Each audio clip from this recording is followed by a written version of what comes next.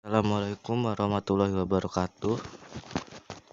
Perkenalkan, nama saya Galip Andika Nugraha dari kelas 11 MIPA SMA Muhammadiyah 5 Jakarta.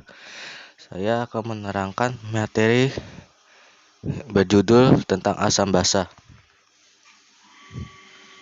Apa itu asam basa?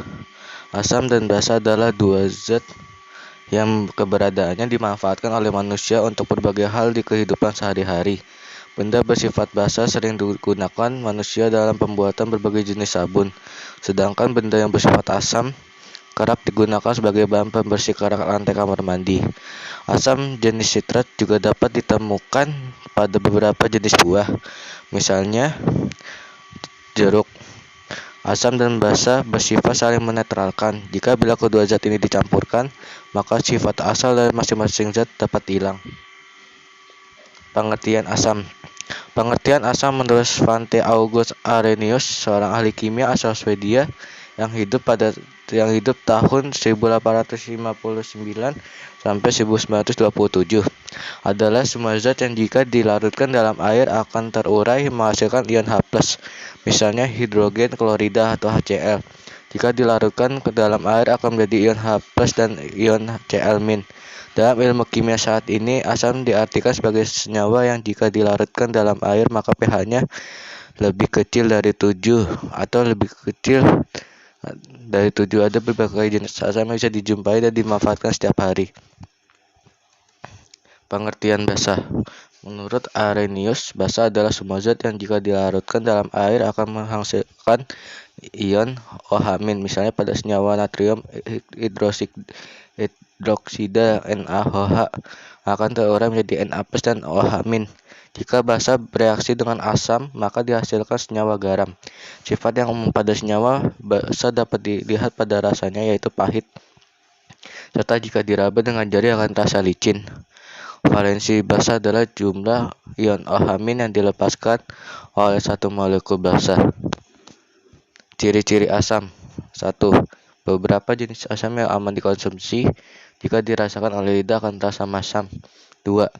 Asam jenis kuat juga terasa masam namun tidak dianjurkan untuk dicicipi karena bersifat merusak jaringan kulit. 3. Jika diukur dengan alat khusus maka pH-nya akan lebih kecil dari 7 atau ditulis pH kurang dari 7. Jika terkena kulit akan terasa perih untuk asam yang bersifat kuat. 5. Juga bisa merusak kayu, bersifat korosif, atau memicu karat jika terkena besi atau logam. 6. Bersifat dapat menghantarkan listrik karena mengandung elektrolit. Ciri-ciri basa. Yang pertama, rasanya pahit.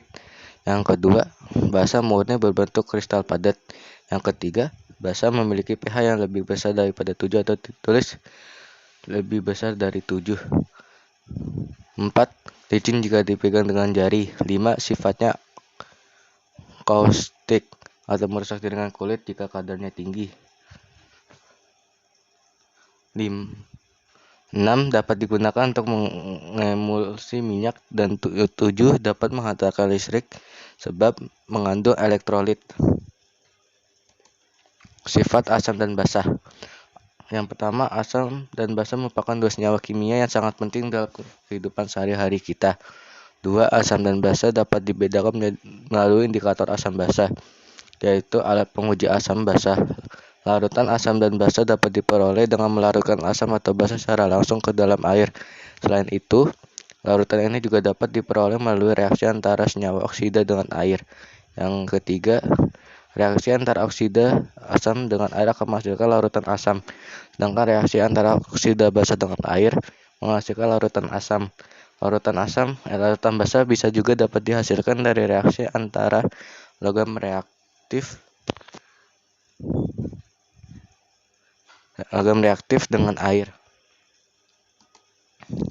Asam kuat dan basa kuat. Asam kuat adalah senyawa yang terurai secara keseluruhan saat dilarutkan di dalam air dan menghasilkan jumlah ion seluruhnya. Contohnya HCl, HNO3, H2SO4, dan HClO4. Basa kuat adalah senyawa yang terurai secara keseluruhan saat dilarutkan ke dalam air. Contohnya NaOH, KOH, Ba, dan OH2. Asam lemah dan basa lemah. Asam lemah adalah senyawa yang sedikit terurai saat dilarutkan di dalam air. Contohnya H3PO4, H2SO3, HNO2, CH3COOH. Basa lemah adalah senyawa yang hanya sedikit terurai saat dilarutkan ke dalam air. Contohnya NaHCO3 dan NH4OH. Berdasarkan bentuk ion, asam anion yang pertama, asam anion adalah asam yang mempunyai muatan negatif. Contohnya SO3-. Yang kedua, asam kation adalah asam yang mempunyai muatan positif. Contohnya NN4+. 3. Basa anion adalah basa yang mempunyai muatan negatif. Contohnya Ci- dan Cn-. Dan yang keempat, basa kation adalah basa yang mempunyai muatan positif. Contohnya Na+ dan Ca2+. Sekian penjelasan yang saya sampaikan. Mohon maaf jika ada kekurangan yang saya sampaikan. Wabillahi taufiq wal hidayah. Wassalamualaikum warahmatullahi wabarakatuh.